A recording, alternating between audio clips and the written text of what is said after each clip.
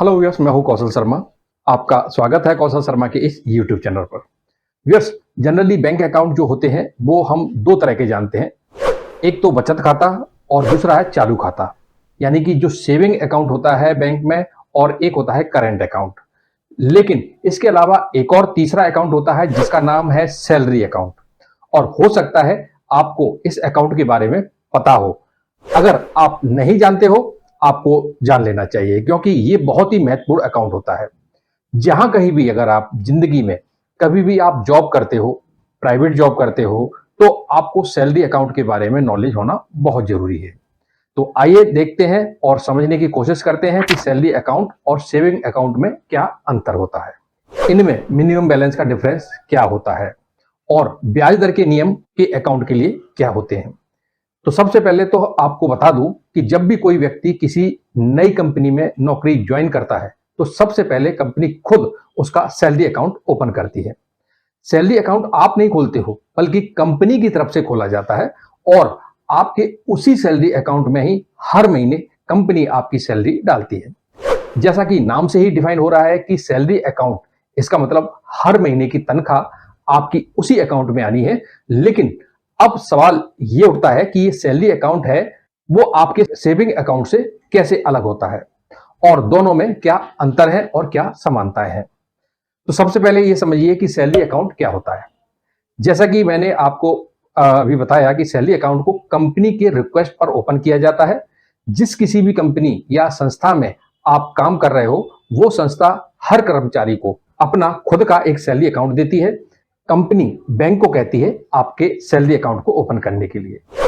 जबकि saving account में क्या होता है, सेविंग अकाउंट कोई भी इंडिपेंडेंट व्यक्ति खोल सकता है।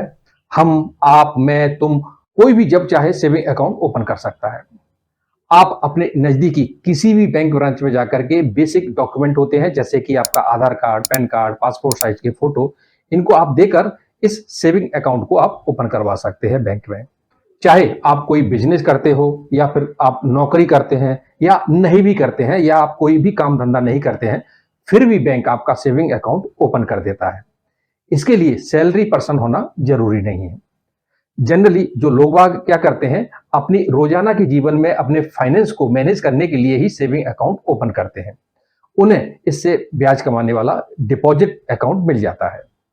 अच्छा, अब देखते हैं अकाउंट ओपन करने का उद्देश्य क्या होना चाहिए। तो सैलरी अकाउंट को एक कंपनी कर्मचारी की सैलरी क्रेडिट करने के उद्देश्य से ओपन करती है, ताकि कंपनी अपने कर्मचारियों की सैलरी हर महीने उसके खाते में डाल सके। वही सेविंग अकाउंट को कोई भी व्यक्ति ओपन कर सकता है जिसके पास अपना आधार कार्ड है, वगैरह वगैरह, जो बैंक के साथ अपनी बचत करने के लिए पैसे इसमें जमा करना चाहता है, हर महीने की थोड़ी थोड़ी। मान लीजिए आपकी कोई किराने की दुकान है, आप कोई छोटा मोटा बिजनेस या व्यापार करते हैं, तो आप हर महीने की बचत को साइड में निकालने के लिए अपना सेविंग अकाउंट ओपन कर देते हैं। जहां तक बात होती है न्यूनतम बैलेंस की, तो सैलरी अकाउंट में किसी भी न्यूनतम बैलेंस की जरूरत नहीं होती है। जबकि सेविंग अकाउंट में बैंक के नियम अलग अलग होते हैं। वहां आपको न्यूनतम मिनिमम बैलेंस मेंटेन करके रखना जरूरी होता है। कई सारे सरकारी बैंकों में भी मिनिमम बैलेंस का रूल है, जैसे कि एसबीआई वगैरह में 1,000 रुपए, तो कैनरा बैंक में 1,500 रुपए। इसी तरह से अलग अलग बैंक में अपना अलग अलग रूल होता है मिनिमम बैलेंस का। तो ये आपको मैनेज करना पड़ता है। अदरवाइज मिनिमम बैलेंस नहीं होने की आपको पेनल्टी चार्ज भी बैंक द्वारा समय समय पर लगाए जाते हैं। बैंक की तरफ से इसके उल्टा सैलरी अकाउंट में मिनिमम बैलेंस की कुछ भी जरूरत नहीं होती है। अच्छा, अब बात करें एक अकाउंट को दूसरे अकाउंट में बदलना हो तो क्या करें। जब सैलरी अकाउंट में कुछ समय के लिए सैलरी नहीं डाली जाती है, आमतौर पर 3 महीने इसको बेसिक पीरियड माना जाता है।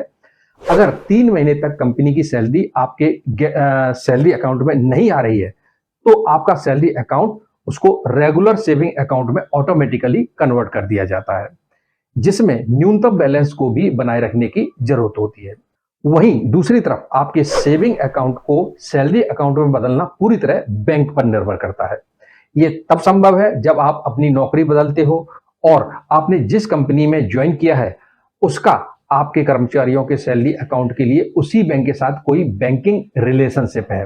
तो कंपनी के कहने के बिहाफ पर आपका जो ऑलरेडी उस बैंक में सेविंग अकाउंट है, उसी को सैलरी अकाउंट में कन्वर्ट कर दिया जाता था। इसके उल्टा जैसा कि मैंने आपको बताया कि सैलरी अकाउंट में 3 महीने तक सैलरी नहीं आई तो बेसिक सेविंग अकाउंट में वो कन्वर्ट हो जाता है। ब्याज दर की बात करें तो सैलरी और सेविंग अकाउंट दोनों जमा राशि पर ब्याज दर समान है। बाकी कॉर्पोरेट सैलरी अकाउंट को वह कोई भी व्यक्ति ओपन कर सकता है जिसकी कंपनी का बैंक के साथ सैलरी अकाउंट मौजूद है। सैलरी अकाउंट को एम्प्लॉयर ओपन करता है, दूसरी तरफ सेविंग अकाउंट को कोई भी व्यक्ति ओपन कर सकता है। इसके अलावा तीसरा जो अकाउंट होता है जिसे चालू खाता कहते हैं, इंग्लिश में उसको हम करंट अकाउंट के नाम से भी जानते हैं, जो कॉर्पोरेशन इंडस्ट्री के लोगों के लिए ओपन होता है। क्योंकि चालू खाते में लेन देन लाखों करोड़ों रुपए में होता है, करंट अकाउंट में तो बैंक की तरफ से इंटरेस्ट भी नहीं दिया जाता है और इसके अलावा इस अकाउंट में मिनिमम बैलेंस वगैरह भी काफी ज्यादा मेंटेन करके रखना होता है। इसके अलावा करंट अकाउंट में पासबुक भी नहीं मिलती है। तो आपको कुल मिलाकर के ये जो कॉर्पोरेट कमर्शियल काम करने वाले जो लोग वाग होते हैं वो करंट अकाउंट ओपन करते हैं। तो व्यूअर्स, आज की वीडियो में इतना ही। उम्मीद है आज की वीडियो में आपको सैलरी अकाउंट, सेविंग अकाउंट और करंट अकाउंट के बारे में काफी कुछ सीखने को मिला होगा। इसी तरह के और भी वीडियो आगे भी हम आपके लिए लाते रहेंगे। अगर ये वीडियो आपको अच्छा लगा, इस वीडियो को लाइक करें, शेयर करें दूसरों के लिए, जिससे कि इसका नॉलेज दूसरों को मिले। अभी तक आपने हमारे इस चैनल को सब्सक्राइब नहीं किया है तो सब्सक्राइब बटन को प्रेस कर लें बेल आइकन के साथ, जिससे जब भी हम नया वीडियो बनाएंगे तो उसका नोटिफिकेशन सबसे पहले आपको मिल जाया करेगा। और वीडियो से संबंधित कोई भी प्रश्न हो या कोई भी सुझाव हो तो हमें कमेंट जरूर करें। वीडियो देखने के लिए बहुत बहुत धन्यवाद। जय हिंद।